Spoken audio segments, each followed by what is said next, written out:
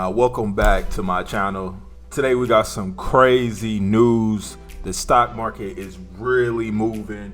We are coming into earnings. We had Netflix earnings. We had Peloton news.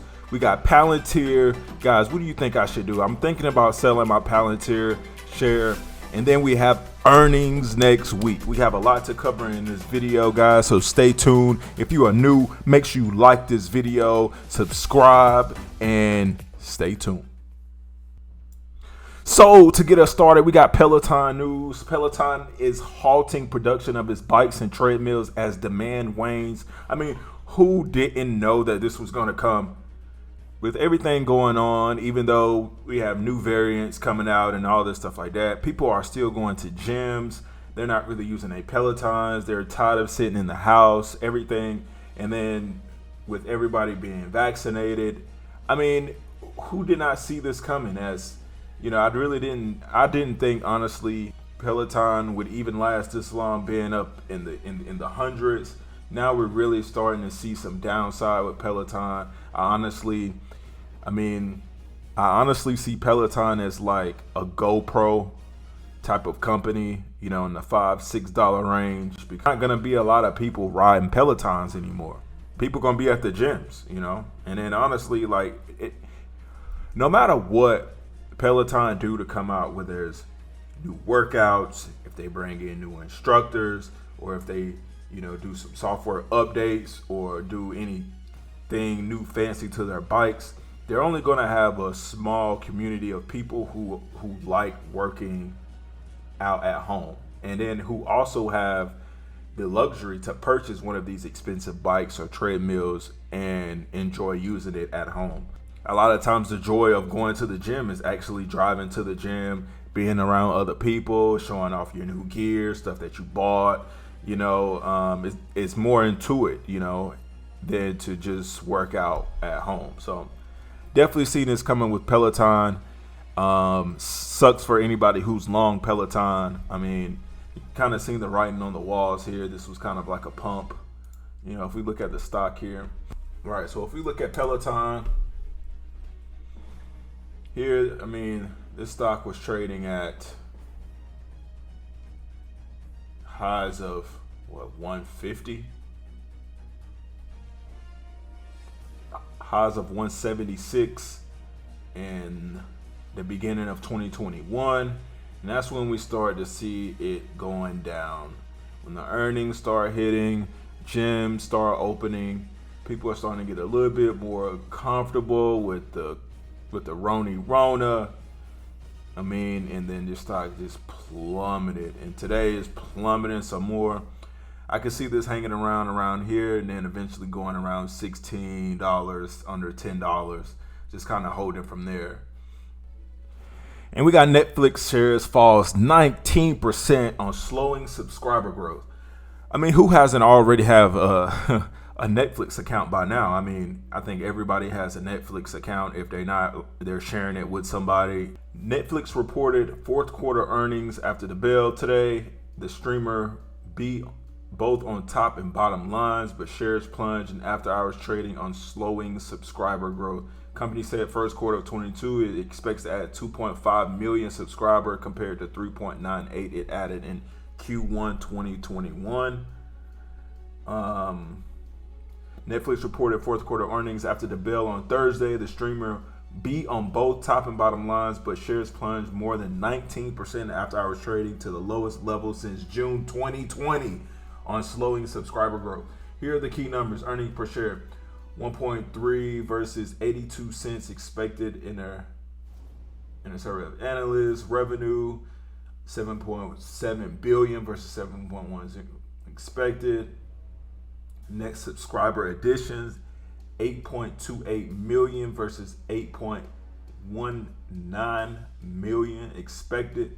The company added 8.28 million global paid net subscribers in the fourth quarter. Analysts expected the company to add 8.19 million, but that's fewer than 8.5 million subscribers added in Q4 2020. The same figure it had forecasted for Q4 2021, and its outlook was worse. The company said it expects to add 2.5 million subscribers during the first quarter of 2022, far below 3.98 million in added in Q1 2021. Meanwhile, analysts had expected 6.9 million in the first quarter of 2022. Wow. That's like 4 million less than what it expected. It added 2.5 million subscribers in the first quarter of 2022, but the analysts expected 6.9 million in the first quarter of 2022. Netflix says it plans for a more back-end weighted content slate in the first quarter, with big premieres set for March, but that's similar to the image Netflix had painted heading into Q4. Netflix analysts had expected a large jump in consumers at the end of 2021. The company released new TV shows like Emily in Paris, Don't Look Up, Red Notice, and You. Don't Look Up was trash. You, I don't know about all that. I didn't even get to watch You. So while they missed on subscribers, so they're slowing down. Look, how many people don't have a Netflix now? I think they might have to go a little bit more outside of the U.S. I'm sure they have other markets in other countries, but man, I don't know what they're gonna do. I think these prices are really gonna start coming down here. I can see Netflix. If we look at Netflix now, Netflix is currently down $100, 19%. If we look at these puts, if you got daily puts, 400 puts, they were 37 cents or $37 for one. In the morning when you wake up, they could be $2,000.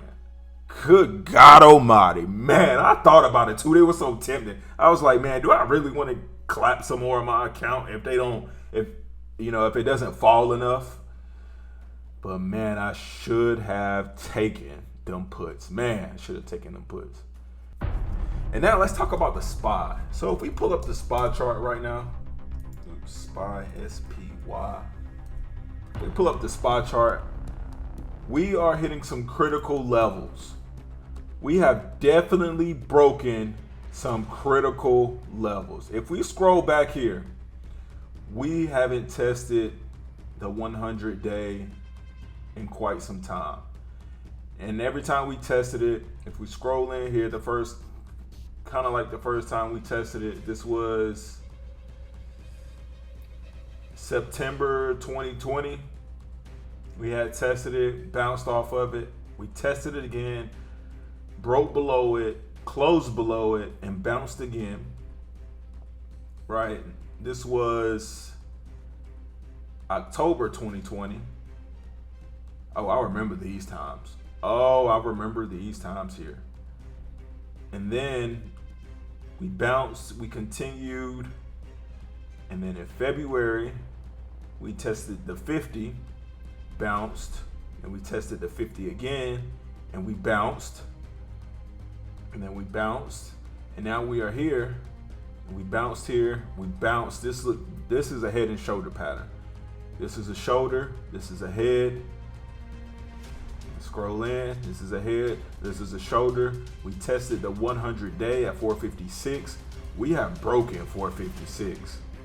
We've broken and we closed 446. The next level that we have is the 200-day. We haven't tested the 200-day since March 2020. Since March 2020, we have not tested the 200-day. We are going to test it these coming weeks. And if we break this 200-day, oh man, we have a lot of room to fall. We have a lot of room to fall. It looks like we have some support here at 430.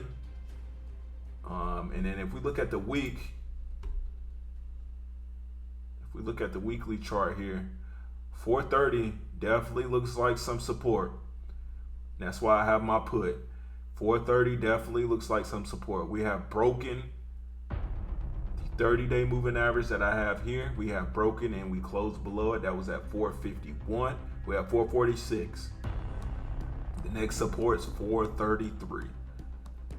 We can also bounce. It all depends. But with Netflix earnings and the big tech earnings next week, we are due for a volatile week next week. I hope you guys are ready.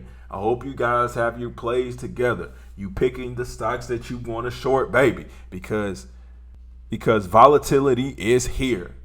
Volatility is here. So we'll see what next week entails. So guys, that is it for this video. If you made it this far, make sure you like this video, subscribe. I'll be bringing you guys more content, and I am out. Peace.